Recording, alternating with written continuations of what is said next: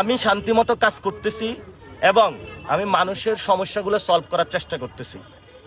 যদি উড়ে এসে জুড়ে বসে আমাকে বেশি খোঁচানোর চেষ্টা করা হয়, আমি সেখানে লাইফটা হেল করে দিব। স্পষ্ট কথা, আমাকে খোঁচাবেন না, আমাকে শান্তি মতন কাজ করতে দেন।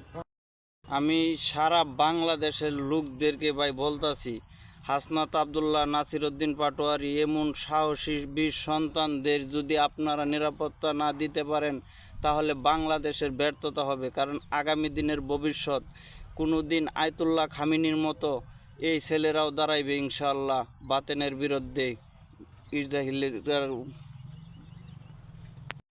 আমার রাজনীতি তো ধরেন কর্মী তো লইয়া আমি জন্ম নেই নাই। শোনেন কাকা, একটা কথা বলি, এটা সারা যদি বড় হইতে চায় হাড়া কিন্তু দিতে হয় অবশ্যই, এবং এটা বাপদেরই দায়িত্ব নিতে হয়। এবার ভোট হবে বাপ মায়েদের ভোট, ছেলের পক্ষে হোক না। আপনার প্রোগ্রাম আমরা প্রত্যেকটাই দেখি, আর বিশেষ করে আমার এই দুইটা পায়ে আমি কতটুকু আগাবো যদি আপনি একটু আমার হাতে না সহায়তা অনেক করেন। পরিশ্রম করতেছেন। তো আমার ধরেন আমার সংগঠন নাই, আমার অর্থ নাই, কিন্তু আমি আমার সততা দিয়ে আর আমার একটা বিশ্বাস আছে যে আমার বাপ মায়ের আমার পক্ষে থাকবে। আপনি আমার এই বিশ্বাসটা আছে। যতটুকু আপনি আগাইছেন, আমরা দোয়া করি আল্লাহ তাআলা আপনার ধৈর্য ধরার তৌফিক দান করুক, নেক হায়াত দান করুক, সুস্থতা সবসময় যাতে আল্লাহ তাআলা আপনার দান করে। আপনি আমাদের শুধু দেবিদ্বারের ব্র্যান্ড না, আপনি সারা বাংলাদেশ।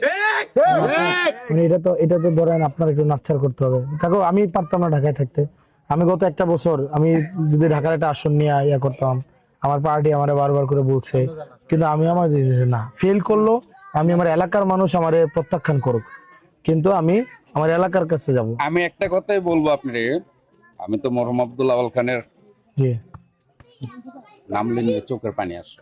ওনার একদম খাস পূর্ণ ছিলেন, আল্লাহ ওনার ব্যস্ত নসিব করুন। উনি মারা যাওয়ার পরে আসলে আমাদের রাজনীতিটা ধস নেমে গেছে, যেটা বড় রাজনীতি। আপনি যদি, আমি এটাই বলবো যে আপনি হাসনাত আবদুল্লাহ সাহেব যদি দেবিদ্বারও ফেল করে আমরা পাস করছেন, যে খেলা আপনি হাসনাত আবদুল্লাহ খেলাইছেন গোপালগঞ্জের মাটিতে, যে খেলা আপনি ঢাকা ইউনিভার্সিটিতে খেলাইছেন, তথা অল বাংলাদেশে আপনি যে একটা ব্র্যান্ড হয়েছেন, একটা এমপি তো দেবিদ্বারের আসন। আমি বলবো যে আমার দৃষ্টিকোণে আপনি অনেক অনেক ঊর্ধ্বে চলে গেছেন।